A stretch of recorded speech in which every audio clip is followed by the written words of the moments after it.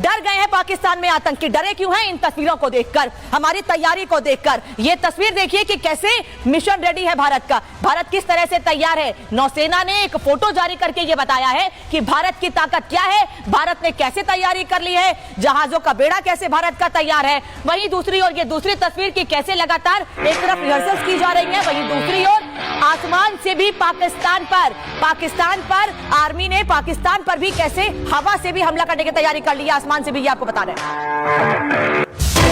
और अब एक और बड़ी जानकारी आपको दे दें, घाटी में एक्टिव लोकल आतंकियों की लिस्ट तैयार कर ली गई है। कश्मीर में कुल 14 लोकल आतंकी एक्टिव है। सोपोर, पुलवामा, शोपिया में आतंकी एक्टिव है, जिनकी पहचान भी की जा रही है, तस्वीरें जारी की जा रही हैं।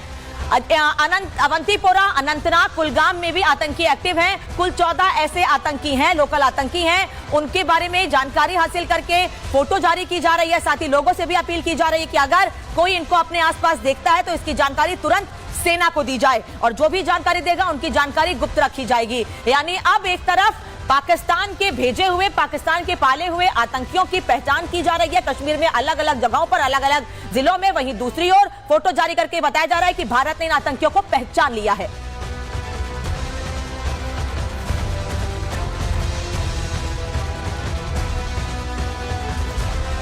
तो सोपोर, पुलवामा, शोपिया में आतंकी एक्टिव हैं और इन आतंकियों की फोटो भी जारी कर दी गई है। और फोटो जारी करने के बाद कैसे तैयारियों की तस्वीर सामने आ रही है, थोड़ी देर पहले की यह तस्वीर है। घने जंगलों में कैसे सर्च ऑपरेशन जारी है, सर्च ऑपरेशन उन आतंकियों को ढूंढने के लिए जिन्होंने पहलगाम में हमला किया है।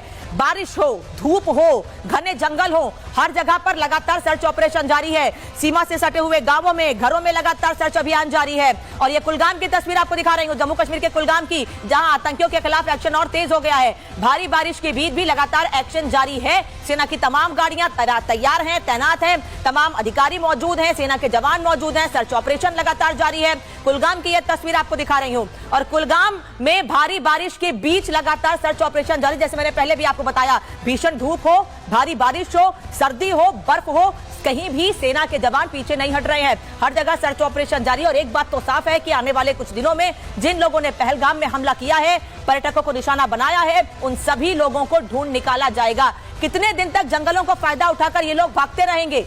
हमारी सेना हर जगह बिछ चुकी है कि जिन लोगों ने हमला किया था, जिन 6 आतंकियों ने, उनमें से कईयों ने सेना की वर्दी भी पहनी हुई थी, और इसीलिए इस पर रोक लगा दी गई है। वापस लौटेंगे आप लोगों के पास, बने रहिए हमारे साथ। लेकिन इस बीच तस्वीर आपको दिखा देती हूं कि कैसे भारत एक तरफ युद्धाभ्यास कर रहा है, भारत एक तरफ कैसे लगातार बड़े कदम उठा रहा है, तो वहीं दूसरी ओर पाकिस्तान के पाले आतंकियों में डर बना हुआ है।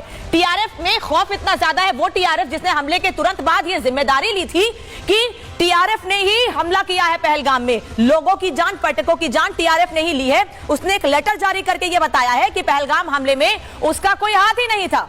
समझिए, हमले के 3 दिन के भीतर ही टीआरएफ को यह याद आ गया कि उसका इस हमले में कोई हाथ नहीं था, बल्कि ये कह रहे हैं कि हमारी वेबसाइट हैक हो गई थी, और उस हैकिंग की वजह से ही इस हमले की जिम्मेदारी किसी और ने ली थी, हैकर्स ने ली थी। हमारी वेबसाइट हैक हो गई थी। वहीं सैफुद्दीन ने क्या कहा था पिछले दिनों, हिंदुओं को लेकर क्या बयान दिया था, और आप कैसे समझिए थी, ये भी हमने आपको बताया है। लेकिन सेना के एक्शन के बीच आतंकियों में टेंशन कैसे बनी हुई है, कैसे अब इन लोगों को छठी का दूध याद आ रहा है, वो इन बयानों से दिखाया हमने आपको। एक तरफ लेटर जारी किया जा रहा है, एक तरफ बयान दिए जा रहे हैं, वहीं दूसरी ओर भारतीय सेना का आतंक पर प्रहार लगातार सामने आ रहा है। आतंकियों के घर को राख बना दिया गया है। पाकिस्तान में छिपे आतंकियों में डर है, खौफ है। टीआरएफ ने 4 दिन के बाद ही पलटी मार ली है। पहले हमले की जिम्मेदारी ली थी और अब पलट गया है टीआरएफ। पहलगाम अटैक में हमारा कोई हाथ नहीं है, यह कहना है टीआरएफ का। उसको लेकर लेटर जारी किया गया है। उनका यह कहना, जैसे मैंने पहले भी आपको बताया, कि हमारा डिजिटल प्लेटफॉर्म हैक हो गया था। 4 दिन के बाद याद आ रहा है टीआरएफ को कि उनका डिजिटल प्लेटफॉर्म हैक हो गया था। आतंक के ठेकेदार अब एक एक करके सफाई दे रहे हैं, और इस सफाई के पीछे पाकिस्तान के सेना प्रमुख और पाकिस्तान की हुक्मरान है, जो कि जानते हैं कि भारत कड़ा जवाब देगा। तो अब अपने उन हिमायतों को आगे कर दीजिए जिनको हमेशा से मैदान में उतारकर आतंक फैलाते हैं। क्या टीआरएफ और मुनीर और आईएसआई का यह दबाव है, इसीलिए ये लोग अब वीडियो जारी करके, फोटो जारी करके, लेटर जारी करके ये बता रहे हैं कि हमारा हमले में कोई हाथ नहीं था? हमले के कुछ घंटों के बाद ही एक तरफ जिम्मेदारी ली जाती है, वहीं दूसरी ओर बयान जारी कर दिया जाता है।